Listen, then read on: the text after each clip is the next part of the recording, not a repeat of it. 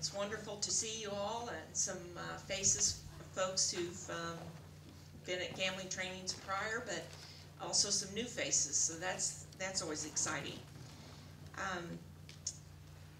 We're going to have a real treat today to learn from an expert in the field, really internationally, nationally, and so I'm glad you can be part of that great treat. I'm going to just give a little bit of a brief state of problem gambling in Kansas. Many of you know this information, but I'll be brief.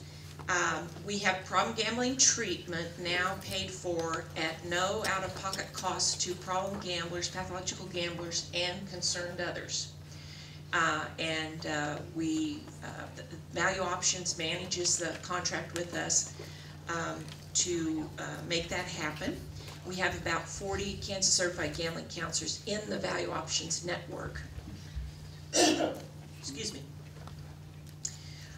And just recently, we sent our first problem gambler, who was a Kansas resident, to residential treatment program in Vanguard, Minnesota, and he completed the treatment program, and we were able to make that happen through the dollars from the Problem Gambling Fund. Currently, we do not have residential treatment for problem gamblers, so we're able to provide that out of state when that's needed. We have 3 regional problem gambling specialists in the regions around our gaming zones, our state-owned casinos. And when we come back from lunch, I'd like to introduce those 3 individuals. We have had a problem gambling helpline, a great helpline. Jim McGill, where are you? The director of our helpline through Kansas Health Solutions. And since the early 2000s, I think, that they've managed our helpline. We just finished an online survey of stakeholders in the state and 3 regional think tanks towards a strategic plan for the Problem Gambling and Addictions Grant Fund.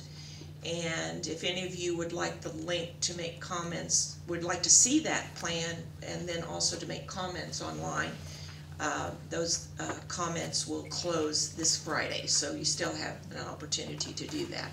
Just see me if you would like to see that plan and make comments. And then once the public comments come back, then we'll kind of revise the strategic plan, and then we'll work on a 5-year detailed plan. Workforce development today is an excellent example of one of our efforts, an important effort. We have 2 community colleges in Kansas who are offering the 60-hour certified gambling counselor training. That's Kansas City, Kansas Community College and Dodge City Community College, so we're grateful for that. And we have 3 problem gambling regional task forces, again around the 3 state-owned casinos. Raise your hand if you're part of one of those task forces. Great, look at that, that's wonderful. And you have a handout in your packet that talks about those task forces, the times, and then also how to connect with your regional problem gambling specialist.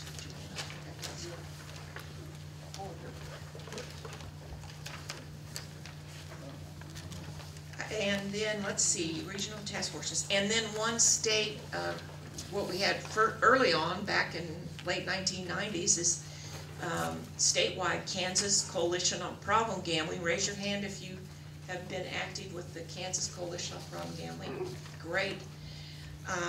And so really 4 different task forces and coalitions, which is wonderful. Real community focused. We also have, since 2006, I believe, the problem gambling questions were added to our Communities That Care youth survey in schools. And so we just now completed Greenbush for us, did a 2012 report. We just got that Friday, and that we'll be disseminating that later. We want to really review it and first. And in fact, I think Pam's going to give us just a smidget of what the findings are. And then we have launched our problem gambling public awareness campaign with a new firm, Whitworth and Ballou. And so we're excited about that also. A lot of other things are happening around the state. Those are just some things through the problem gambling fund that are paid for. Okay, so first I would like to introduce, we are SRS, many of you know, we are the Disability and Behavioral Health Services is moving to Kansas Department for Aging and Disability Services next week. And so we have a new director, the Mental Health and Substance Abuse and Behavioral Health Services, Angela Hagen. I would like to introduce her and she'll say a few remarks. She is the Director of Behavioral Health Services for Community Services and Programs, Kansas Department for Aging and Disability Services. Prior to this assignment, Angela served as the Assistant Director of Mental Health. And prior to assuming her duties as the Assistant Director, she worked as the Quality Management Team Leader for the same program. She holds a Bachelor of Science in Psychology and a Master's of Art in Early Childhood Special Education from Fort Hays State University. And she has completed leadership training through the Kansas Leadership Center. So please welcome our new Behavioral Health Services Director.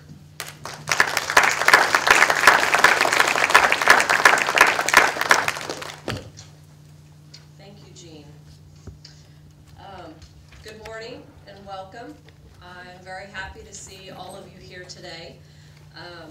As you know, we have 3 new state-operated casinos here in Kansas today, which with that, we're beginning to see an increase in the need for problem gambling treatment and services for problem gambling and pathological gambling. Therefore, it's critical that providers and stakeholders have an understanding of what to look for problem gambling and how to screen for problem gambling so that individuals can seek appropriate treatment services. So this is an opportunity for us to expand our workforce and start to integrate understanding of problem gambling within both of our treatment systems, our mental health and our addiction systems, which we are beginning the first steps towards integration of mental health and substance abuse at the state level and hopefully eventually at the community level as well. So this is, I think, one of our first steps towards that in trying to reach out to help individuals who are working with people who have substance use disorders and mental health issues to start to screen for problem gambling, because I don't think that it's well understood or really always thought about as a disorder as it should be. So this, I think, is an excellent example and, like I said, first step towards the integration of our systems with problem gambling. I'm very excited at this opportunity, very excited to have Joanna here today, and very excited to be wearing the shoes that I am, although it is very very overwhelming. I assume these duties April 15th, and there's so much change and so much going on in our system, but I want to look at that as an opportunity and reach out to you, and I hope to maybe get a chance to meet some of you today, so don't hesitate to come up and introduce yourself. I would love to meet each and every one of you, and I will try to be here at least this morning. So, thank you.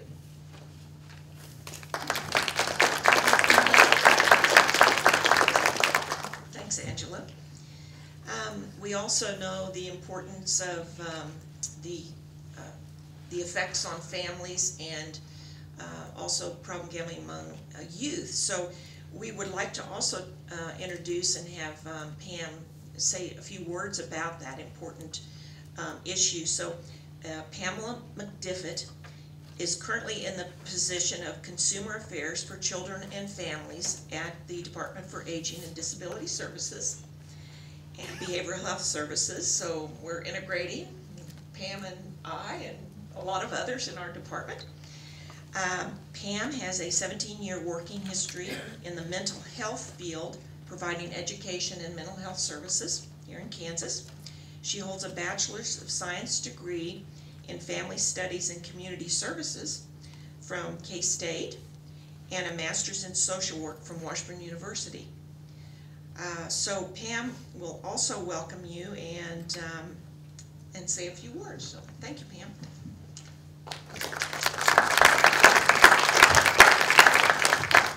I have to tell you, Jean made me cringe just for a second when she said Pamela, because when my mom was mad at me, she used to go, Pamela Sue, and I'd run and hide as fast as I could. So anyway, so I was just a little bit nervous there for a second, Jean.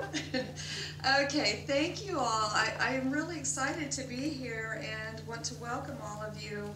As Angela said, we're excited about joining and combining. And so I'm going to be learning here along with the rest of you today about the concerns we have about children and youth and the gambling. I do want to read some data that Jean gave me on the Greenbush survey that was done, and I'm excited anxious to hear more about that. So I'm going to read that piece to you. Recently collected data in Kansas suggests that youth gambling and substance use should be areas of concern here for us. In 2012, Kansas Communities that Care School Survey, a research-based survey that gathered survey information from approximately over 100,000 youth here in the state. Students grades 6, 8, 10, and 12. They assess for school, climate, positive youth development, and the behavioral health of Kansas youth. This survey found that 1/5 of Kansas adolescents, 20%, have gambled in the past year and started gambling early. I found that really interesting and kind of, oh my gosh, we need to be doing something. And sixth graders, there was 13% of sixth graders had gambled in the past year. So, wow, that was very interesting to me. So I know our speaker will be talking today about the importance of understanding the effects of problem gambling and how it has, and the impact it has on families, especially our children. And so it reminds me of, we understand that growing up in an alcoholic family or a parent who has a serious emotional diagnosis of some kind or another, it is a struggle for children, and it is a struggle for parents living in those homes. So we know that these are challenges. The lies, the betrayal, the inattention take tolls on our children and our families. So I'm very excited that our speaker today is going to be talking about that and how we can help support these children and families in the state. Thank you.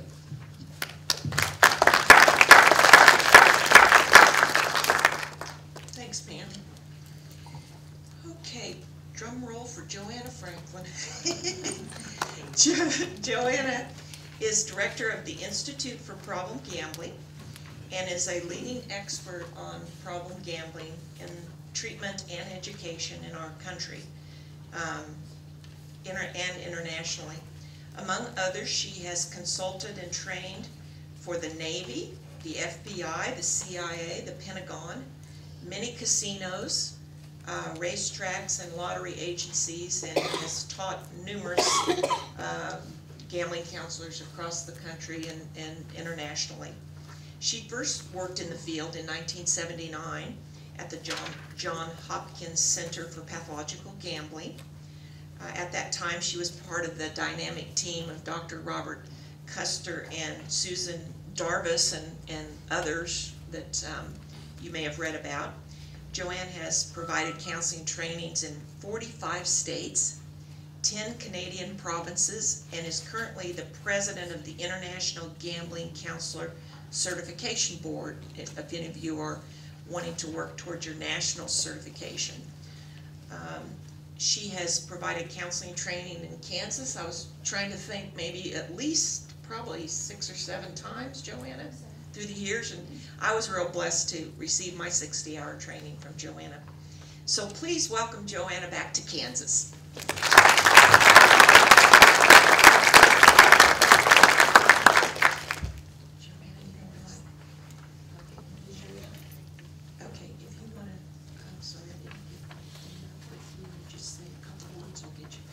I'm supposed to say a couple words while she gets the PowerPoint up.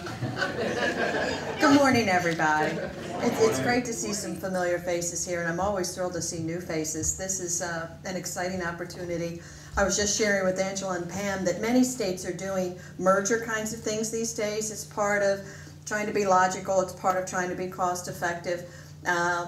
Merging into a department with aging somehow seems appropriate to me at this stage of my Jean had to say 1979, so I have to tell you that I was only 12 years old when I started in the field, okay? Go ahead, laugh. I'm sticking to it. I'm sticking to it. I've got a collection of information for you, and it's sort of a mix of the old and the new. Not that there's very much in our field that's all that old, but for people that are new to the field, that haven't necessarily been through any of these other trainings and are listening for the first time to the details about what problem gambling is all about, we're going to go through 2 pieces that are specific for you. And others of you, if you'll bear with us, I'm going to just draft you into sharing your own experiences. It's one thing to say that I've been to several different other states and countries, all that neat stuff. That's fun to talk about. But what really matters is that with the time that we have today, to the best of my ability, we want to try and give you what you came for. Because you all know who you work with, I don't. Those of you, there are too many of us to do the person-by-person introduction thing, so I'll apologize for that, but we'll do the big group introduction. How many of you are psychiatrists? Raise your hand. See, there never are, and that's okay. We're just going to talk about them behind their backs. They're not here to defend themselves. I have some wonderful friends that are psychiatrists, but I like to pick on them anyway. How about psychologists? Every now and then I have a few psychologists. Usually they come for the CEUs. All right, well, oh, there they are. Good. You guys can keep me straight with all the big words. All right, that's important. How about nurses? Because I know we're in a hospital. That's good, because you guys can help with the chemistry pieces. And don't think you're getting off the hook, because I saw where you are. So I got you. How many of you are social workers? And he said, oh, lots of social workers. Look at you all. That's great. You get to take a few bows today. You'll see the bows that you have coming. How about addiction counselors of one kind or another? That's lots of you. Okay. And mental health counselors? Somebody that's not one or the other? Okay. All right. Is there a discipline I haven't mentioned here? Say again? Corrections. Oh, corrections. How many of you are corrections? I think of you every time I drive by the sign that says Leavenworth. I think of you. I can't help but think of you. Okay, important group. Regulators. Do we have gaming regulators here? Hi. I'm still going to talk to you about sending Steve my way. Steve Martino is the director of our lottery now. He came from Kansas, and he brought everything Kansas with him he could think of. And then he sent people from Maryland here to Kansas so he could just indoctrinate us all with Kansas things. And when he found out I had been to Kansas so many times, I got to have conversations with him, so I was very happy. All right. Please ask questions as we go. Don't wait until I pause, because once I get started, some of you know, I just go, go, go, go, go, go, go. But it is important to me to try and answer your questions as best we can. If you're asking a question about something that's coming up, I'll ask you just to hold on. We're going to get to that shortly. But otherwise, it's the only way I have to know if what you're hearing is making sense, if it's something you can use, and our emphasis is on the application of the science. I get to say I'm an applied scientist. That means I don't have an advanced research degree. I'm an applied scientist, and that's okay.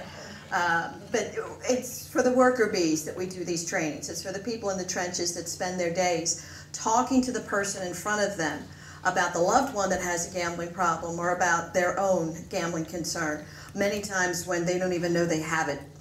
So if you ask questions, share examples, catch contradictions, then we can try as best we can to make the material specific to what your needs are all about, and the folks that you work with, all right? There's a wealth of wisdom in this room. Some of us are wiser than others. Some of us have more experience than others.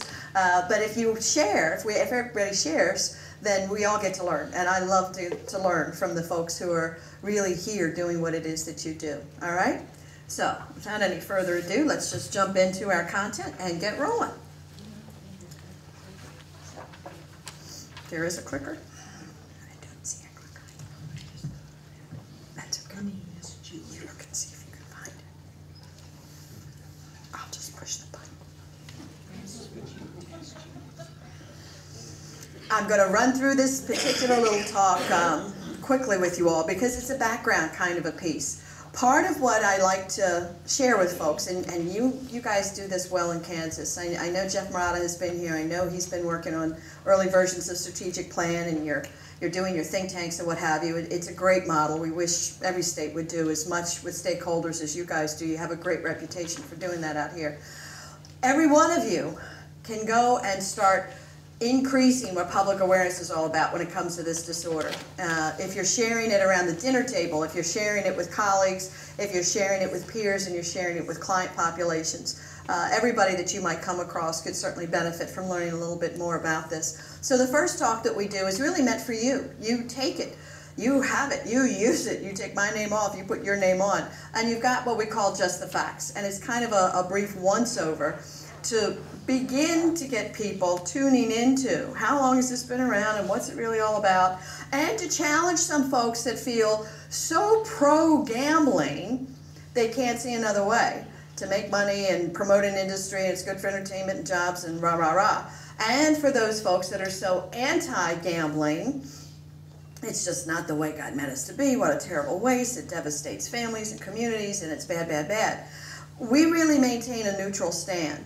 And that's a mandated neutral stand from the National Council on Problem Gambling. I am neither for nor against.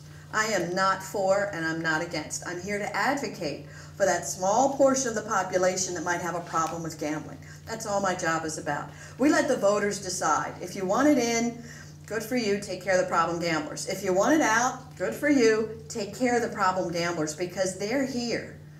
They have been here since before you had casinos. They have been here since before this was called Kansas. This has been around for a very, very long time. So we'll start talking about that. Gambling, in case you didn't know, is older than alcohol. Since way before cave people figured out that rotten grapes turn into joy juice, they have been gambling. And it was originally something that helped us understand what the gods and the higher powers had in mind for us. Why is there a drought? Why do the animals not migrate through here? Why is there a flood? Why are we being punished? Will this war, will we win the war? Will we succeed in this, marketing venture in terms of finding markets, finding people to trade with? What about food, et cetera, et cetera? We really didn't understand the world and the universe well enough to know what those things were all about. And of course, early people just were interpreting the events as a blessing or a punishment, a reward or a punishment. Well, somebody's got to tell me, are we being good or are we being bad? What do we got to do? So you'd find the shaman, the high person, the elders, the priests, someone would interpret the tea leaves, the bones, the local group of chicken entrails, whatever it is you wanted to study, and say, this is the message, this is what you need to do, this is what you got to do, and so on and so forth. So it's been around for quite some time. There is no Bible reference that says thou shalt not gamble. We've looked. There's nothing there that says we shall not gamble. There are many references to being a good steward. And I'll spare you the story, the long story, from the bishop that we treated that thought he was being a good steward when he went through just under $300,000 of a building fund. I said, well, that sort of is going to get you into court with charges filed, steward. What were you thinking? And it's quite the story, but he sincerely believed you don't take the one talent and bury it. It was his job to take the money that he could get his hands on and turn it into more. Now, the fact that he lost almost $300,000 just meant that his effort was interrupted too soon. If he'd been left alone, he would have won plenty of money for the entire congregation. The judge didn't really see it that way. But there are lots of references to gambling in the Bible, and that's what they are. They're references to when the Roman soldiers were at the foot of the cross and were tossing lots or gambling for Christ's robe. It's the next way we go about trying to make decisions. We only have 5, and there are 60 of you. How do we figure out how to give 5 little goodies away? Well, we put a name in a hat, everybody gets a number. We leave it to chance. And in ancient days, this was considered a fair thing to do. It wasn't always your brother-in-law that was going to get the prize. It's not always going to be your sister that gets the prize. It was going to have to be some kind of random selection. And of course, in ancient days, random meant you were meant to have this. This was what the gods wanted. It will be as the gods want it to be. So gambling was really tightly connected to decision-making and to trying to understand, you know, what did the gods have in mind for us? And as we've learned more and more about the universe, that's, of course, been a different kind of a message.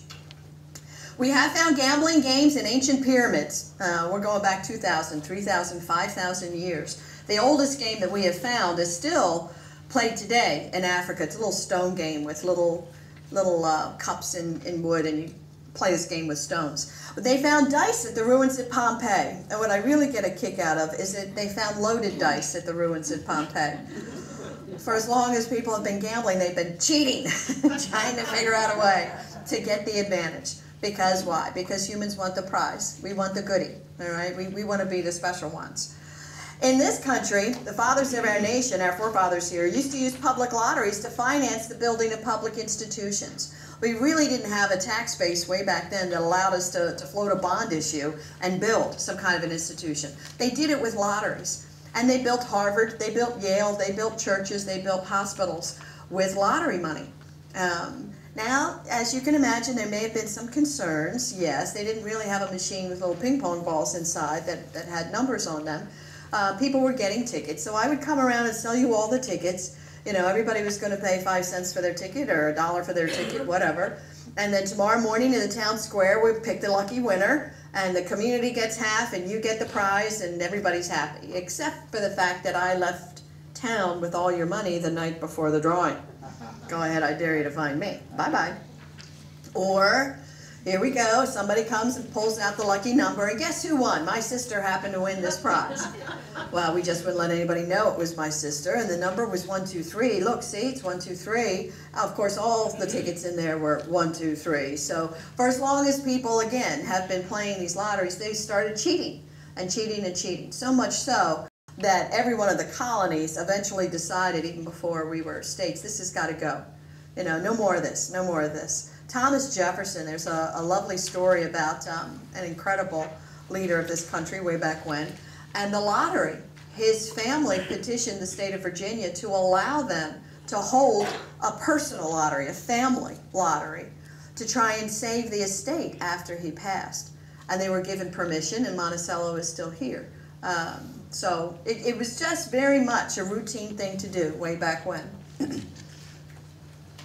Today we're considered to be going through our third wave of gambling. The colonial days, when the lottery projects were running around, cheating was just rampant, and that took care of that. Then we hit the pre-Civil War days. Pre-Civil War, we see what's called the Wild West. You all know the Wild West. Anybody remember the TV show called Maverick? Remember that? You young people don't remember unless you watch Nick at Night, but trust me, it was a cute little old, you know, Gunsmoke, those kinds of stories. Okay, riverboat gamblers.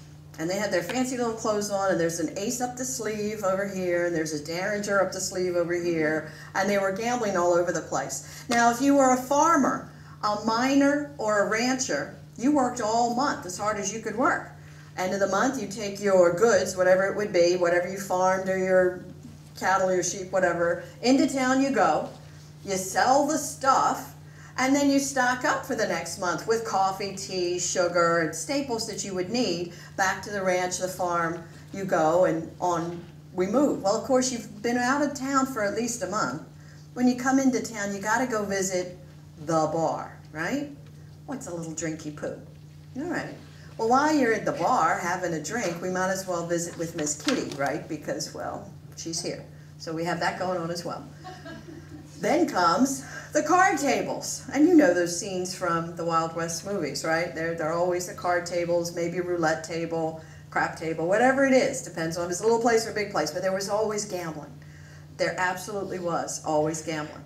And if there was always gambling, then there was also what? Cheating. And then we see marked cards, all right? And now we see, again, the loaded dice, and you see magnets under the wheels and all kinds of ways to sort of fleece the farmers and the ranchers and the miners.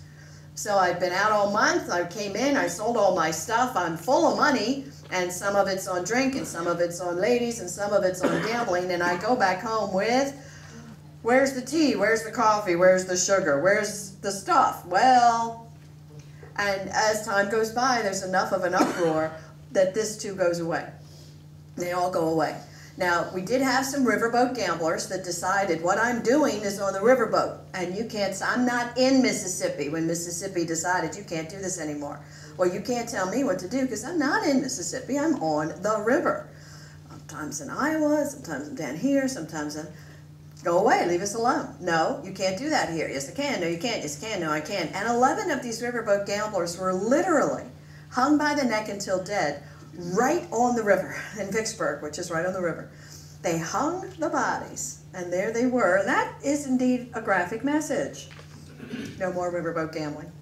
All gone. And it stays gone until when?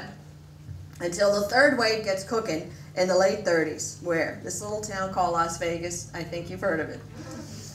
It was next to a nothing little dusty town in the middle of a big old desert. Well, why was it there at all? Well, because there was a spring. There was a little bit of water that could be found in Las Vegas. So locals tended to cluster around there. And then, yes, everything you heard from the 1930s, and you mean the mob really was involved in Vegas and casinos? Yes, yes, the mob was involved. And everything you heard about Bugsy Siegel is absolutely true.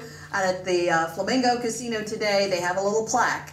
Bugsy was here, you know? And it shows you just what that little story was all about. What makes this third wave different, and something that we believe means it's likely to be here to stay, is that we've gotten rid of almost all of the cheating. It's very, very, very difficult to cheat today.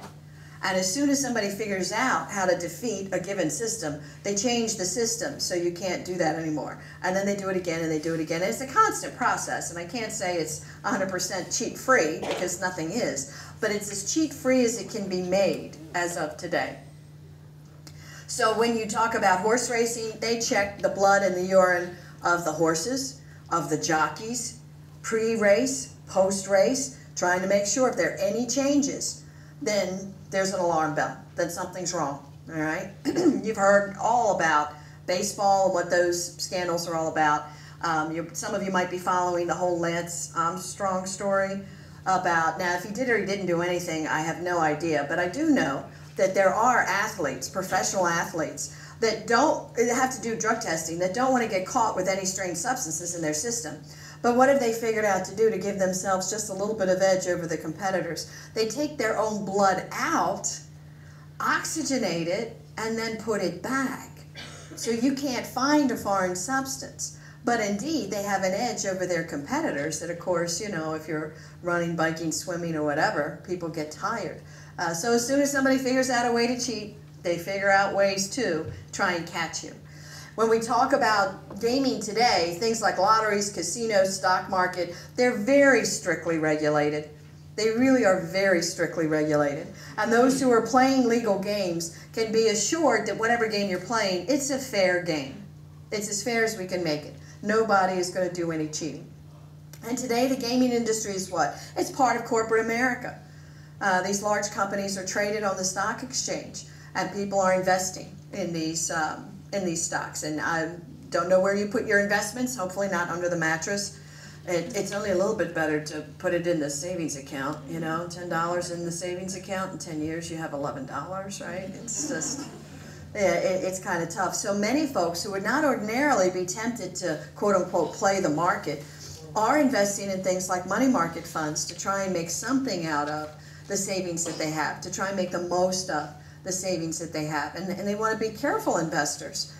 Some of the money market, and you know, that's sometimes a dozen stocks, sometimes it's 100 stocks. You know, they're very diversified kinds of things. you might have stock in a casino corporation, depending on the money market fund that you invest in. It's okay, don't be afraid. These companies, even when the economy goes down, are not really hurting compared to many, many other companies. Now, I am saying casinos are taking a hit. That's true. In Atlantic City, they've taken a 26% hit in terms of income. But it wasn't the economy that did that to Atlantic City. What did that to Atlantic City? Philadelphia. They have 4 of their own casinos. There are 11 in Pennsylvania right now. Soon there'll be 12. And that means, if from Philly, why should I spend an hour trying to get to Atlantic City when all I have to do is go across town? That only takes a half an hour. So we are seeing pockets where there's been a hit. Vegas has taken a big hit because of the economy, in part, yes. But the larger piece that has really given that hit to Vegas are the tribal casinos in California. So the big business that came from San Francisco and LA, Los Angeles, people don't have to go all the way to Vegas, which is quite a long and dusty drive through a bit of a desert. They can just stay right at home and go across town or downtown, and there the casinos are. So we're seeing a shift in terms of availability, which is meant to be for convenience sake, and it's working. Now, how many folks today are gambling in the USA? Well, we've had 2 national studies done, only 2, one in 1975 and one in 1999. In 1975, about 75% of all the adults in the USA were gambling. By the time we see the 99 study, it's 86% of all the adults in the USA that are gambling. And that's just a tiny bit on the conservative side, because they have to decide, if you bought 1 lottery ticket in a year, does that mean you're a gambler? Actually, they don't count those folks. If you spent $100 in 1 day, you go into the count. If you spend $100 over the course of a year, then you go into the count. Now, how many of you spend less than $100 a year on gambling? You're not in the count. You're not in the count. How many of you are never have, never will gamble people? Any non-gamblers? Couple. We'll talk later. Yeah, most of us are. Maryland, I'm from Maryland. We just had a prevalence study done. We're the most recent state to do a prevalence study in 2010. And it's a full 90% of the adults in Maryland that gamble. So 86, 90%. You've got the right ballpark picture in your mind if you're seeing that it's the vast majority of adults in the USA that do indeed gamble. It is. It's a lot of people. Now, legal gambling in the USA is what? It's over $90 billion a year as industry goes. Now, that's the profit. After the bills have been paid for the neon and the free drinks and everything else that comes with, seeing the latest Cirque du Soleil show or Cher or whatever it is you want to go see, that's the profit that is made in the legal gaming industry. The largest illegal gambling game to play, the largest piece of illegal gambling in the USA, is not in that count either, and that's sports betting. If you're outside of a sports book, and it used to be only Nevada that had sports books in their casinos, now there are just a few jumping up on board. New Jersey's trying really hard to get theirs ready to roll, and Delaware has started. But still, we're talking about another $50 billion at a minimum to add to the 90 when you put the illegal together with the legal. And nobody really knows the illegal number. The $50 billion comes from some work the FBI does, but they're really focusing on organized crime and syndicate kinds of things. So the fact that you, don't raise your hands, it's a rhetorical question, but have you put anything on the Super Bowl when you go to the Super Bowl parties? I go for the spinach dip. That's really what I'm interested in. But somebody wants, give me the $2 or dollar or whatever it is for the square on the big grid thing. And, well, what am I? It doesn't matter. We'll tell you if you want. Okay, where's the spinach dip? And they're office pools. And people, and in a state like Kansas, the college football is a big thing, as it is in many states. And there are certainly people that put a little bit on the game, and a little bit on the game, and a little bit on the game. And March Madness, and Final Four, and you know what that whole scene is all about. And don't argue with me about the fact that Miami beat Oklahoma. I have no control over that. I have no control over that. But it's very, very popular, very, very popular sports betting. Now, you need to know that gambling is legal in all the states in the USA except for 2. Only Utah and Hawaii have not legalized some form of gambling. You get no prize for figuring out why Utah does not have legalized gambling. There's no prize for that. But why not Hawaii? Why would Hawaii not want legalized gambling? Hawaii? Yeah. What's the biggest industry for Hawaii? Tourism. It is tourism. That's exactly right. And one of the things that Hawaiians have figured out from quite some time ago is that when people go to casinos, they go in and they don't come out. They sleep in there, they eat in there, they shop in there, they go to the shows there, and they certainly gamble there. They don't come out. The strip of casinos in Atlantic City was meant to save the city from deterioration and decay and all that other stuff. It did not work. It did not work because people went to those casinos by busloads. They went by droves, they still do, but they didn't come out and go to the little mom and pop diner and go shopping and go up and down the boardwalk and buy a t-shirt. They didn't get, it essentially cannibalized the local businesses, and things close by got worse, not better. So the Hawaiians are not interested in pursuing that. There's like, we need people to come and go to the luau and buy a t-shirt and go, scuba diving or whatever the devil. And we're just going to say no to those casinos. Though they do have cruise trips every day where you jump on the cruise ship, it goes out past the mile limit, and then they open a casino. And you can gamble all day, and then they come back. It's a cruise to nowhere. Florida has 56 cruise trips to nowhere every day. So you can go out, open the casino, gamble, and then come back. So Hawaii has no gambling like I'm 6 feet tall, and I'm not 6 feet tall. Hi. You had your hand up? Yes. I just heard something on the news just this morning about Maryland. Can you talk about it? Sure. Oh, I could so tell you what's going on in Maryland. You don't really want to know what's going on. We have a referendum that was passed a few years back allowing the state to have its own casinos. After a lot of bills had come and failed because of how politicians fight. You vote for this and I'll vote for that. Well, you didn't vote for what I wanted you to vote for, so I'm not going to vote for what you want me to vote for. And the Republicans and the Democrats and the governor was Republican and the House was down. It wasn't going anywhere for 3 solid years. They finally agreed. It was literally held hostage, this casino bill. It's called our slot bill because it's only for slot machines, not full-blown casinos. So to get it out of being held hostage by the Speaker of the House and the Senate Majority Leader, they voted on a referendum. The people of the state will decide. They said, yes, we want this. We want the jobs. We want something to help with the state deficit. Sure, bring them on in. So 5 licenses were awarded. 1 will be in downtown Baltimore. That's not open yet. 1 is in Perryville, which is near our, the northeast corner on the way to Delaware, which is the next closest casino to Maryland, is in Delaware. So they put 1 right before you cross the border. Sneaky, sneaky. They put 1 near Ocean City. That's our beach resort. There's a little racetrack there, and they got a casino. There's going to be another one out west, and another one near our major airport, just south of Baltimore. That one just opened, which will be one of the 3 top slot parlors, if you will, in the country by volume. There are 3,000 now, but they'll top off at over 5,000. And there are only a few places that have more than that. What the heck they're thinking, I don't know, but there they are. There they are. So we have 3 up and running right now. The big current controversy is twofold. They want to add table games to the casinos that now are limited to only having slot machines. So that's one bill. It's been introduced for 2 years in a row. It got close this year. I still don't know if it's going to make it or not, but it's being seriously considered in special session.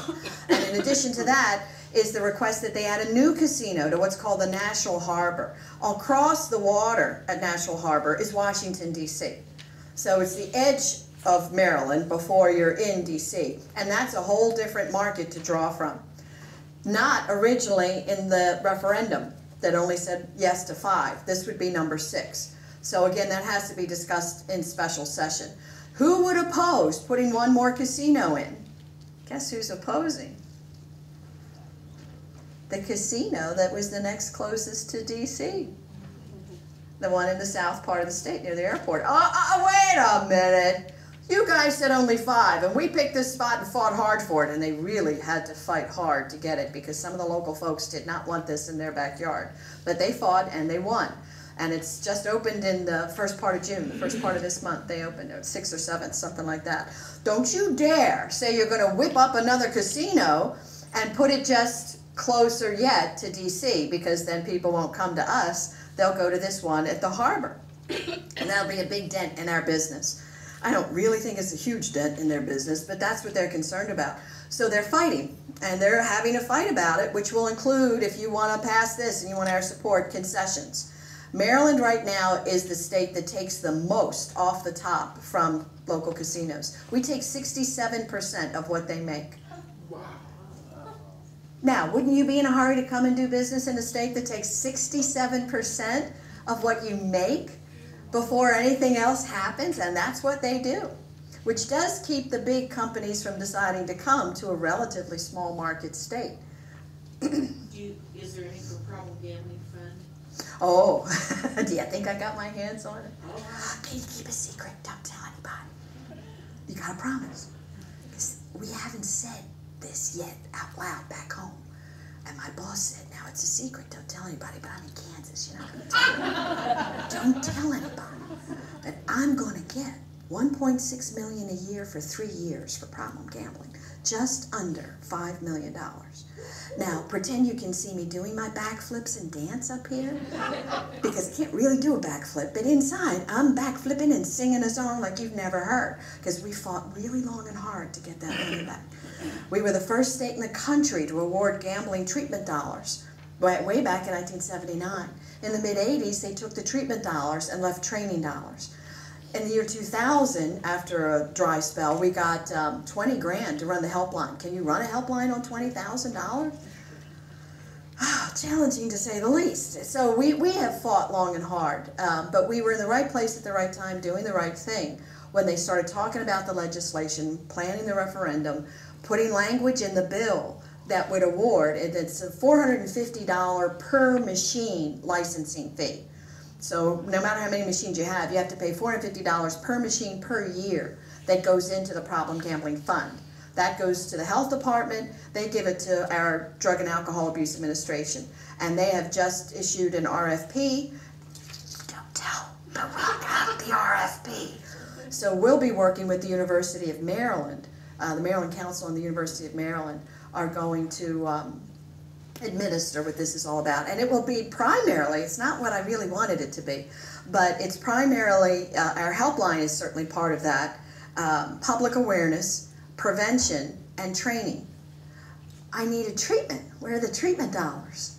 Well, by the end of the 3rd year, we can recommend to the state how they should do treatment, but the parts that we had built into it that spoke to treatment, they had us take out. They don't want to do that yet. So that's another fight for another day, but it's progress. That's progress. So you got the whole story in terms of Maryland right now, but don't tell anybody. Yes? Is that 67% of the net? 67% of the gross. Gross.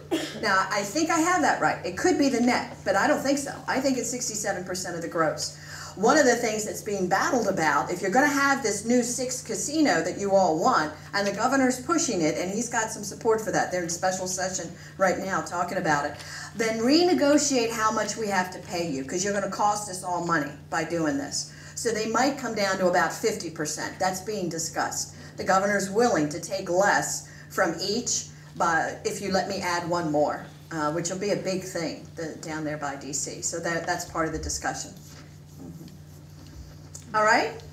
Now you know more than you ever wanted to know about this stuff.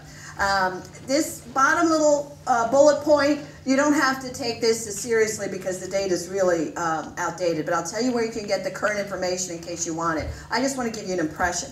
Over 41 different states have lotteries. We're up to 40, it was 42 last time I checked. I'm sure it's a little bit more by now. 6 states have riverboat gambling, 28 states have casino gambling. Now, the best place to get the most current information, because I'm kind of done with changing my slides every year. This changes every year, and I really don't care. But if you want to know what state has what that's legal, go to the American Gaming Association website. Just do the 3 W's, American Gaming Association. Don't do AGA, it takes you to the American Gas Association. I tried that, I always end up at the Gas Association. But if you spell it out or Google it, it's the American Gaming Association that is the lobbying group In DC, they're the lobbying group for the commercial casinos in the USA. A very wealthy group, and they do a lot of work to promote, you know, the wonderful joys of gaming. And they do say gaming as opposed to gambling, which is for the sake of being more acceptable. It's a little easier term. You can be anti-gambling all you want, but this is just gaming. It's just gaming. But they have a nice website. They have a lot of details there. And you can literally go state by state and see who's got what. And it's kept within a year, I think, very current. They can't say a lot about tribal gaming unless they have members that are tribal gaming members, and most are not. They have their own association. They don't all use the AGA. But the AGA is also the parent organization for another group called the National Center on Responsible Gaming. And the NCRG is their foundation, like a charitable foundation, and they give out grants. They're a grant foundation. And they fund what kind of research? Well, gambling research. And they do some interesting work. They funded some interesting kinds of studies. You can check all of that out at their webpage if you're interested. They've got very accurate information in that department. Now, the Indian Gaming Act, that was passed in 1988 and allows tribal casino gambling in what is at least 28 states right now, instead of what used to be only Nevada and New Jersey. This was the biggest thing to change the face of casinos in the USA, was the Indian Gaming Act. Because if you're a federally recognized tribe, and not all tribes are, but if you're a federally recognized tribe, you can offer on your reservation the same forms of gambling your state already finds legal. Now, Utah tribes can offer nothing because Utah has no legalized gambling, but all the other states do. And they can offer bingo, and they can sometimes do their own casinos, and they have what they have. So what state has the most casinos? That would be Nevada, right? It's Oklahoma. Why? What does it say at the bottom of their license plate? Indian country. So you don't have, here are the Cherokee, and here are the, whatever, Choctaw, the Osage. No, you have Cherokee here. You have Osage here and here, and you have Choctaw, and you have. And of course, on their land, they can build casinos. There are over 115 casinos last time I was in Oklahoma this past spring, and they're growing. Now, some are itty-bitty things. You know, you pull up for gas, get a sandwich, and there are 4 machines in the back, and it's like a truck stop thing. Okay, but some are great, big, pretty things with the neon and all the fancy stuff, depending on where they are, how much money they have. So the Indian Gaming Act has really opened up the entire country to casino-like gambling, from one side to the other. Not that we have a lot in the Northeast, because, of course, we killed all the Native Americans or moved them west. So we don't have a lot of reservations. But those that do, in Connecticut, until this past year, Connecticut had the 2 largest casinos in the world at the Foxwoods and the Mohegan Sun.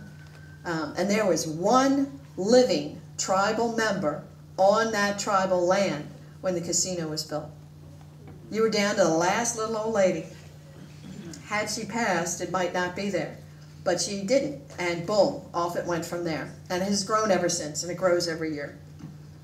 Please don't think if you're a tribal casino that you're rolling in dough, because that's not true. Back in '99 when they did the national survey, it turns out that just under half of all tribal casinos are making money. Some are breaking even, and some are losing money. Well, why would you keep it going if it's losing money? Well, it's work or employment for the tribal members. So they'll keep the machines there, and they'll go ahead and operate it, even though it's not a big profit margin. It has everything to do with just where are you. In New Mexico, if you're near Albuquerque, as are the Sandia and the Isleta, you're doing pretty good. If you go further out towards northern Arizona and whatnot, they get smaller and smaller to look like the truck stop variety that the Acoma and the San Carlo tribes will have. They're little tiny things. But still, if it's income, then that's not a bad thing. And it's all about, it's like real estate, it's all about location. Now, another interesting piece of information we got from the last big national study. That study was done by the NGISC. Folks that live within 50 miles of a casino are considered at higher risk for developing a gambling problem. 50 miles, huh? Yep. Turns out that's the magic number. Now, we've always thought proximity lent itself to more people will come and gamble, and that means more folks might develop a gambling problem. Now we can prove it. You know, the research has been done. It's not just an impression. Nor an exaggeration, it's true. When you bring one to town, that means that folks that live within 50 miles are at higher risk. It doesn't mean they're all going to develop gambling problems, of course not. It just means that proximity is going to have an influence, and that's not really a big surprise, is it? Now, state funding for gambling treatment, unfortunately, we are past the 29 states that were on board in '06. We're, I think, up to this year we should hit 32, maybe more. I'll find out in July, because the APGSA, they meet every year and they do a national survey every other year, and we're just going to get ready to do our next national survey. But I believe we're somewhere around that 32. Now remember, 48 states have legalized gambling. Yes. How many pay for treatment? 32. Including my own state. And we're going to have funding. We don't have it yet. I'm not supposed to talk until they get it in writing. You know, it doesn't count until you see it in writing. All right. But Florida's had over $1 million a year that they would put towards problem gambling for many, many years. Sometimes more, sometimes less, but always right around there. None of it has ever been spent on treatment. Well, what in the world are they doing in Florida? Well, they pay for a fine helpline, wonderful education, training, public awareness. They do all of that, but they won't pay for treatment. I don't know why. I don't know why. They don't have a Pam and an Angela, is one guess. They don't have somebody in the state system that says we should do this. They have, well, why don't you do it? Well, I don't want to do it. Why don't you do it? And nobody wants to do it. So what the Florida Council on Problem Gambling has done is collect some funding from their tribes, from the Seminole, from the Miccosukee, that run casinos, and they created a little special treatment fund for indigent folks, for people that really need help and have nowhere else to go. But the bulk of the rest of their time and energy is spent on doing things like this. 60 hours of, 30 hours of clinical training, so they can create referral resources for people who call the helpline and say, I have a problem. It's a little less than, it's disingenuous to say we run the helpline when you call the helpline and you got nowhere to go. Where are you? I mean, I think it borders on unethical. I do. I don't think I like that. But we are where we are. You know, it's still a battle, and we fight day by day to try and advance the cause and hope there'll be people listening that will tune in and care. All right, we're going to talk more about terms. Problem gambling, you know, is a descriptive term. We use it to define the individuals that have problems in their lives due to gambling, but they're considered preclinical. They don't meet clinical criteria. If you've got, get a picture in your mind of what substance abuse is like compared to substance dependence, that's where you want to be. So these would be our gambling abusers, as it were. Pathological gambling, these would be the analogy to the substance dependent folks. Now these terms are going to change when we hit DSM-5, and I'll give you the details about that in a little while in the next section coming up. But pathological gambling is a clinical term. Right now we are classified as an impulse control disorder in the DSM-4. We made it into the DSM in 1980 in the DSM-3. Of course, I went to school in the days of the DSM-2. That's how miserably old I am. Don't laugh at me. It's not funny. As soon as I figured it out, they changed the whole thing. They changed the whole thing. I didn't think that was very fair at all. You can't say neurotic anymore? That was a big thing in the DSM-2. Well, it fits so many of my friends and family. To not have such a convenient term. Now they have to be all kinds of specific about how kind of crazy are they. That's just terrible. Prevalence numbers, we'll have another section that I'll drag you through, and I promise I'll do it as quickly as possible. But I want you to really understand how they define the terms and count. The only reason being, you don't have to grab one number and say, here's the number, because I'm going to share several numbers with you. What I want you to know is here is what the real research tells us about prevalence. Because anytime you read an article in the newspaper, a magazine, you watch a show on TV, you hear something on the radio, and you have somebody from this side or that side, well, which side? Listen to the number they use. The pro-gaming folks use the smallest number they can find, right? The anti-gaming folks will use the largest number they can find. You're going to know the real numbers, and then you're going to be able to tell who you're listening to, what their agenda might be about, certainly what, quote-unquote, what side they're on. And sooner or later, somebody will find out, oh, you're the gambling person for this area. Oh, you do gambling at your place. And they take the microphone, put it halfway up your nose. Well, how many are there? You know, how bad is it here? And you want a number. You want to use a number. So I'll give you a bunch. Go ahead. How often do you think that changes preference? I mean, I don't think it does a lot. I think the only thing that really could make a dent, and if you move from regions to just states, is really when you bring in something new. Then you see a jump. Iowa had the lowest number when we gave ranges from state to state for years. And I don't remember what it was, it's like 1.3 or something. It was a really tiny number. And then all of a sudden, come back every 3 to 5 years, replicate the prevalence study, they were at 5.4%. It's like, well, what in the world happened in Iowa? Well, you know what happened. The riverboats came. And that number absolutely did jump up. But in other states where the forms that are available have been roughly stable for a number of years, you don't see a change. In Connecticut, in Washington state, where they do replications, a lot of states it's like once and done. You only get one and they never come back. But in the states that do the replication studies, those two states have been roughly in the same ballpark. They run about 6%. The highest is 7.3, that's New York. Louisiana comes in at 7. The Connecticut and Washington are around 6. My state, with the one we just did, we came in at 3.4. You'll see where all the numbers are coming from, but I think you need to do the replication study so you can see if something's going on that is not all that visible. But if the forms of gambling, if you're not really bringing in something new and exciting, you don't see a lot of change. The one that we just did had to be finished before the first casino opened because it's our baseline number.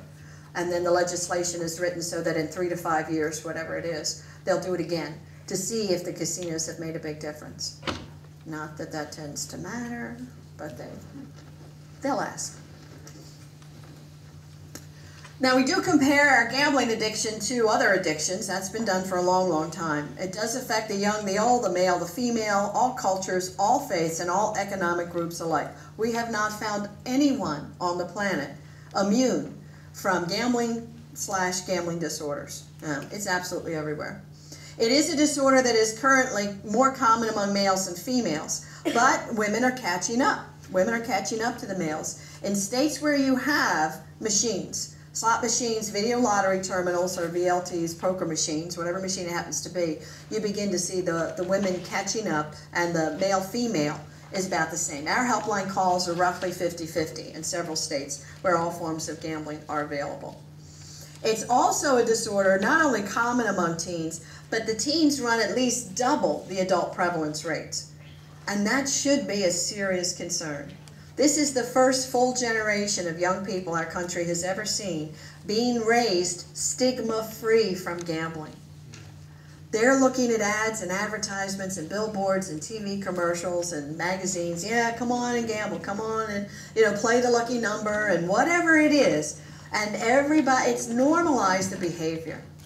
Gambling is considered normal today. And the teens that say, I think I have a problem with gambling, wonderful Massachusetts research done a few years back, where a whole bunch of these kids said, I've got a problem with gambling. It's like, that number's way too high. That can't be. What's your problem? I don't gamble. What? Now, I had to hear that 3 times before it clicked. The kids that don't gamble think they're abnormal.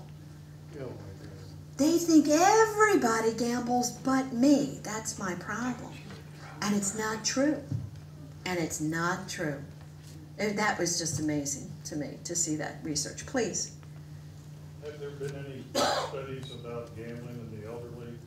Yes, there have. And I'm going to show you some slides that speak specifically to that, because they took a little look in that national study that I've mentioned to you. So what you're suspecting to see, you're probably going to see.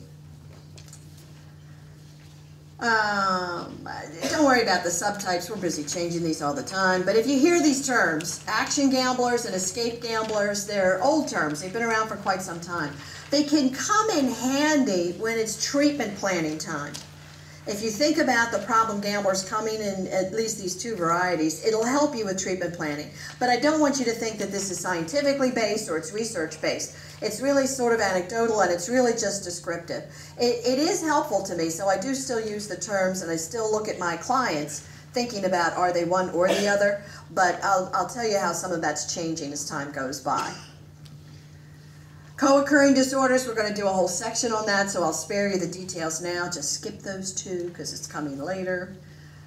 Growing numbers of gambling problems among the adolescents, among older adults, just as you might suspect, among women who are catching up with males, and people of color. It doesn't matter what color, people from other cultures. You're Asian American, African American, Hispanic, Latino American, Native American, you're seeing higher rates of gambling in some ways. Not across the board, but in some ways. People that have lower income populations have more problems with gambling. And those that have a lower education means high school or less than a high school education. This is where we see growing numbers of people that have gambling concerns. If at the end of the month you have $10 to your name, are you going to put it in the savings account? Probably not. I don't have a lot, but here we are at the end of the month, and I've got a whopping $10. Scratch tickets. It's one of the big things for my gamblers. It's not the Powerball or Mega Millions. Scratch tickets. I'll go get some lottery tickets. Or they buy the street number if you're in a city that has, you know, the street number game going on. Or it's to the local crap game or to bingo or wherever the heck it is you go to do your gambling. Because the $10 is not worth one whole heck of a lot. What am I going to do with that? But if I take the 10 and gamble, I might make it 20. I might make it 50. I might make it 100. Now we're talking. So you have some folks that have less gambling more. Whenever the economy goes down, the number of people gambling goes up. It's an inverse ratio, and that's been around for a long time. Gamblers Anonymous meetings, counselors closest to you, we always encourage folks to call a helpline because that's who knows what's where. Where is the local meeting? Where are the counselors who can help me? If you don't know what GA is, think AA and NA. Trade in the A or the N for a G, and you've got Gamblers Anonymous, 12-step group, self-help. It's been around for quite some time, there to help the people that think they might have a concern. Gam-Anon is for the family members, friends, loved ones of the gambler. Works just like Al-Anon and Nar-Anon. What's really helpful about GA and Gam-Anon is they so get gambling. You can't just go into AA and think gambling. It's not the same. There are benefits. I'm not saying, you know, don't use the best resources you have. There are always benefits. But Gamblers Anonymous and Gam-Anon really understand. And the Gam-Anon folks actually need to learn how to do some things differently that Al-Anon and Nar-Anon does not talk about. They don't teach folks how to do that fiscal management piece that is a real core element for Gam-Anon to help the gambler who's out of control.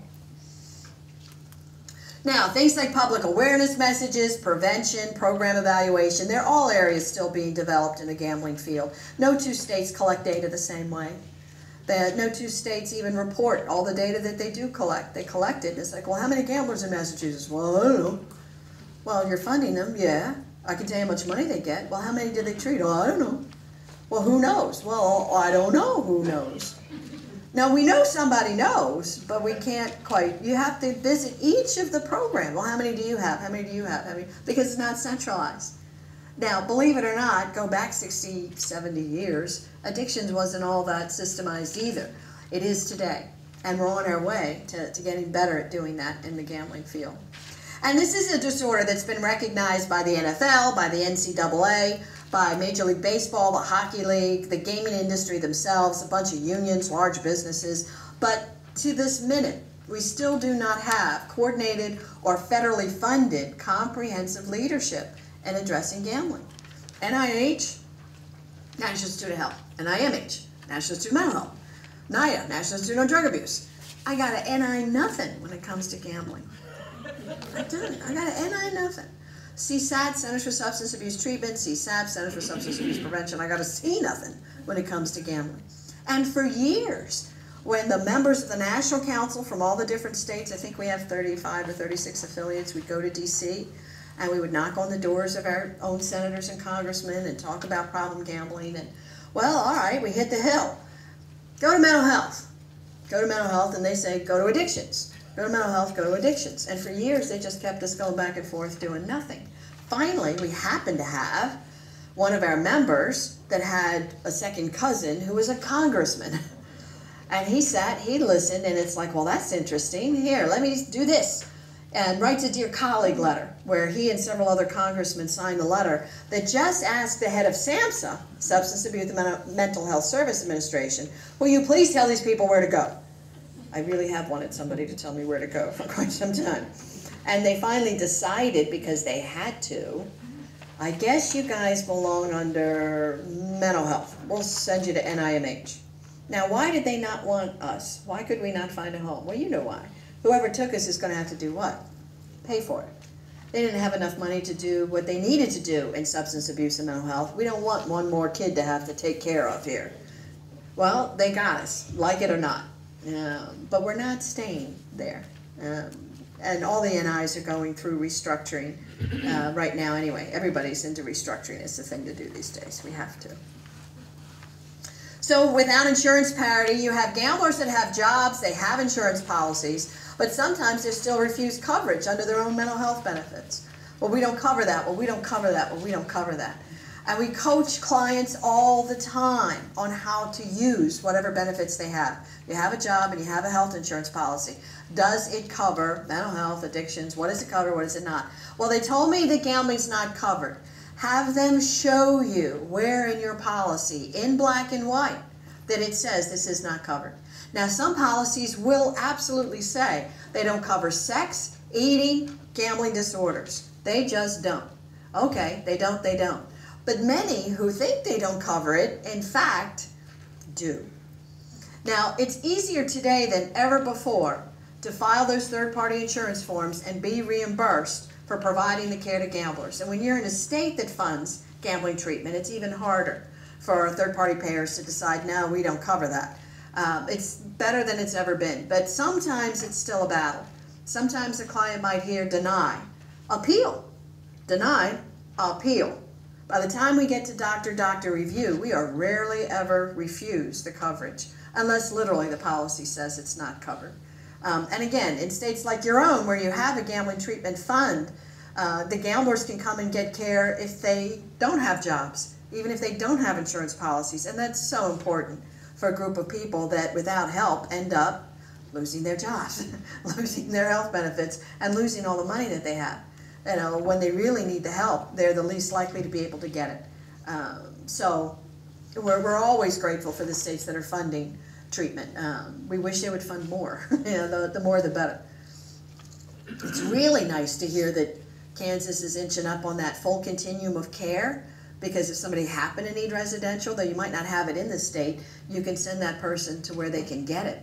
A lot of states don't want to fund expensive care. Residential is very expensive. I understand. I get that. But it's not many gamblers that need it. It's the sickest of the sick that need that level of care. So having it available would be important. We had some lovely meetings a few years back. I don't know if you were there or not, Gina. I think we were in Chicago or Cincinnati. We went somewhere with state representatives who said, well, why don't we do this regionally? We might have 2, 4, 6 gamblers a year that need that level of care. You might have 2, 4, 6, 2, 4, 6, 2, 4, 6. Why don't we designate some regional program, and then we can all contribute to X number of beds to share the cost of expensive care for a small number of people that would need it. Everybody loved the idea. Why has it not happened? Because they can't figure out how to get Kansas money into Missouri, how to get Missouri money into Iowa. You know, it has to stay, you know it, it's just the bureaucratic piece. So we keep working. We keep working. We'll do what we can do. When you don't have federal protections, the gamblers that might have a security clearance, a license, a bond, stay very quiet about their disorder because they're afraid it will cost them their jobs. And you know what? It would. It would cost them their jobs. They do not have the same federal protections that other addicts have. You know, the alcoholic that would get, say, 3 strikes before they're out kind of thing, the gamblers have no such things in place for them. So they don't tell anybody. The secret stays hidden. Services are underutilized. Lives, careers, families, finances, all disrupted or lost. And I have a lot of sympathy for professional and college athletes who stay very quiet about gambling problems because they're afraid of losing their careers, athletic scholarships, their spot on the team. And it's just such a fiercely held discriminatory policy. And I mean that quite literally in terms of discrimination. If I'm a college athlete, and you know in high school you work like crazy to get to the right college, so maybe if you really excel at college, where could you go? To the pros, all right, for football, basketball, whatever it is. So So when you're in college and you've got your shot and you're working really hard at it, how many college students gamble? Turns out to be a full 80%. All right. But you can't tell anybody if you have a gambling problem. And mind you, they have double the adult prevalence rates. I can't tell the captain of the team, he'll have to report me. I can't tell the coach, he'll have to report it. And then what? You're out. The NCAA maintains a zero tolerance policy. You're not allowed to have a gambling problem. It's against the rules. Well, it doesn't really work that way. You see, this is kind of mental health and no. Well, wait a minute. If the college athlete had a drinking problem, what would you, oh, wow, then we send them for help. Then you go get treatment. How many tries did Darryl Strawberry get? I stopped counting at 5. I don't know. He got too old to play before they stopped giving him tries. And as an addiction counselor, I think he should get how many tries? He should get as many as it takes. An addiction counselor can say that. Okay. How about the gamblers? Oh, no. See, gambling would compromise the sport.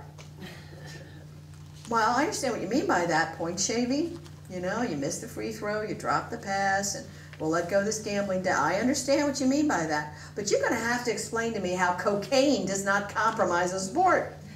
What is this? And they just won't hear it. They will not hear it. Now, we keep after them. We keep having our discussions. But right now, the college students who need help, who could benefit from help, are not asking for help because it'll end their college career. Their college scholarship might be gone if it's an athletic scholarship because you're out. You are literally kicked out. You don't get one chance. You don't get one shot. You don't get help. You're just out. And if they don't do it very quickly, then they're in trouble with NCAA. And that can be fines, that can be suspension, and you know what that means. That's millions of dollars in terms of what all of that sports stuff is about, TV and all that. That's the sad state of affairs. Now, we've made recent gains for gamblers. Services come where? You don't have to laugh. It just literally comes either directly or indirectly from gaming, from gambling money. It's lottery proceeds that fund gambling programs in some states. It's casino money that funds gambling in some states. I can't think, there might be one out there, but I can't think of a state that has funding for problem gambling that doesn't get the money from gambling. You know, it's a piece of that pie. And I'm not against that. I just wish that they would uniformly, you know, be a little bit more helpful about it all. The gaming industry has taken on a task of recommending responsible gaming by providing responsible play programs. And in some states, it's a more serious effort than in others. I can't say New Jersey does the best job. I've been there and I've been a part of it. I can't say they do the best job. They have one of the toughest regulatory groups in the entire country. And folks look to them for security and regulatory ways to do what they do. But when it comes to responsible gaming, you know, not everybody's on board with a thorough program. Pennsylvania has an excellent program. And they're the only state in the country that has, as part of the Gaming Control Board, the regulators, an office on problem and compulsive gambling. That's what they're called, the Office on Problem and Compulsive Gambling. And their job is to look after self-exclusion, to make sure that information is out there, helpline, they do all kinds of things. And it's really working well. It's working well. It's mandated. Each casino has to have a plan. They have to turn it in. It has to be approved before they get a license. And when some of them thought, because they came from Jersey, right, or from Nevada, the big companies, and they said, oh yeah, we're going to open this place over here. Go ahead, now get all your staff, okay, you got this, you got the parking, you got the fire extinguishers, you got this, you got that, responsible gaming plan. Oh yeah, give them this, okay? And the commission's reading this and saying, no, that's not acceptable. It doesn't mean brochures and a poster. No, you need staff training. Oh, okay, then we'll do that. No, and they were very specific. And all of a sudden, some of these companies were like, you mean we really have to do all this crap? And it's like, well, yeah. Well, who's going to do that? And we have a partnership. The local council, the Pennsylvania Council, has trainers that go to every casino, all but one. One said their plan was good enough on their own. They do their own, and it's fine. But they do all the staff training at all the other casinos. They go every year for new hires, and then they do like a CEU thing. They don't call it that, but they do a CEU thing. The Pennsylvania Council on Compulsive Gambling, their staff goes and does it, yeah. They're the experts. As a matter of fact, the council, who didn't have its own expert, went and got one. that works for the council to go off and do all that training, as we have in several other states. It's a very important piece. And some states are better than others. Helpline funding, public service announcements, training programs, treatment funding, public awareness and prevention efforts. They're all out there. They contribute significant care in several, but not all states. Not all states do all the things they should. You know, to not have a prevention program doesn't make sense to me when you see how high the prevalence rates are for teen gamblers. Why would you not have something? We just finished a 3-year pilot project in Pennsylvania, and it went really well, and it did what we wanted it to do as a pilot project. Will the state adopt it and use it in all the schools? No. Why? Well, we're too busy, basically. You know, we've got reading and writing and arithmetic to do. It's just, it's turning the Queen Mary in the Atlantic Ocean. It takes 10 miles to turn this thing around. You cannot change a giant state system in a short period of time. So we just have to keep sort of nipping at the heels until more and more sensible information, helpful information finds its way in. And interestingly enough, we made the mistake, and boy, have I made some buttes, and I bring all my mistakes to share with you, so you shouldn't make the same ones. Make your own and teach those to the next generation, because that's how a field will evolve. But I would knock on the door of the principals. You know, the principal of a junior high or a high school, and we've got these concerns, we want to come and talk to your kids. Oh, well, fine, but we don't really have that problem here. Well, yeah, you do. No, no, no. And you know, these are the same principals that said that we don't have drugs in our schools. Okay, okay. No, no, no, no, no. They're all underage. They don't drink. It's like, where have you been? Why do you think being under 21 means a kid doesn't drink? What are you doing? We made a mistake of talking to those principals, to some of the teachers and some of the, you know, the counselors in the schools. And I won't stop doing that, but what I should have done, which would have been the better spend of energy and real effort, is talk to the parents. This is an issue for kids. This is what it looks like. This is how common it is. Do you see this? Do you want something in your schools? Because when the entire Parent-Teacher Association decides, we ain't got nothing in here for our kids when it comes to gambling, we want something, then the principals are listening. They have a voice that the principals can't ignore. They can send me on my merry way. Thanks for sharing. We'll see you later. But they can't say that to their own Parent-Teacher Association. And that's when the programs would come into the schools. And they're really easy to do. We talk to the existing prevention specialists, folks already doing drug, alcohol, bullying, tobacco, whatever it is they're working on, and say, here's a little 3 to 5 session thing you can do on gambling that fits in with high-risk behaviors. So it's another piece to keep fighting for in terms of something that we want all states to do. So as of 2009, what do we got? Estimates from national surveys suggest that there are about 63,000 problem and pathological gamblers in the adult population of Kansas. That's the smallest number that I could find. You could certainly make that a bigger number, but that's the smallest number that I found. Helpline calls at the time are running about 2,500, and I'm sure you have more current information than that, but that's what I found. Your helpline number, you use the national number. I put that on all the slides because it works everywhere. I don't have to get, 40 different helpline numbers. The national number works, and it's really helpful around the edges, because if you live in Kansas, work in Missouri, or vice versa, you don't, well, am I calling the right number or the wrong number? Well, if you call a national number, it doesn't matter where you live, it doesn't matter where you work. It'll send you, based on the area code you're calling from, to your closest helpline, to the closest helpline center to you. And you have the National Council's webpage there, a wonderful source of free stuff. Now that's my favorite 4-letter word that starts with an F. Free, it's free? Yeah, what do you got that's free? You come to npgaw.org. I gotta find a way to change these colors. That's automatically done in PowerPoint, and you can't really see that well. But it's npgaw.org. And when you go there, it's a National Problem Gambling Awareness Week webpage. And they have free posters, they have free brochures, they have free little flyers, they have free PSAs, public service announcements for TV and for radio. They have some basic stuff in Spanish, they have it in English. It's not 10 tons of stuff, but it's a nice collection, and it's free. So go shopping, all right? Find some things that might suit you and your agency and use those. There's a webpage for Gamblers Anonymous right there. You can always go to find closest meeting. Now, caution. if I'm in any given state, the first place I want to go to find the closest meeting is the helpline, because that's current information. The webpage that GA has is pretty good, but they only update it 3-4 times a year, and GA meetings come and go like crazy.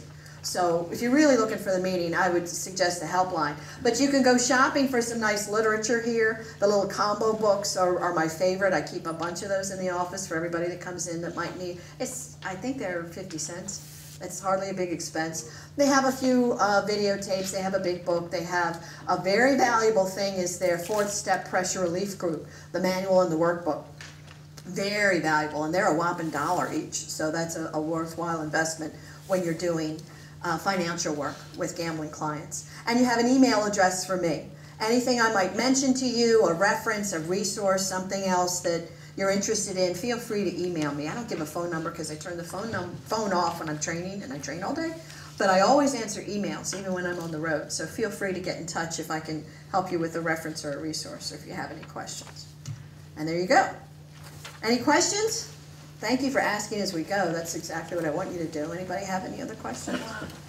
I'm sure you'll cover this later on, but I was curious about the number of people that go from cross-addicting from alcoholism or whatever addiction it is. Yeah. They get help, they start getting in recovery that way, but then they move to gambling. Yeah, we are going to do that. We're going to do that in co-occurring, and I'll give you both sides. The gamblers that have co-occurring and the addicts that have gambling. So we'll look at it both ways.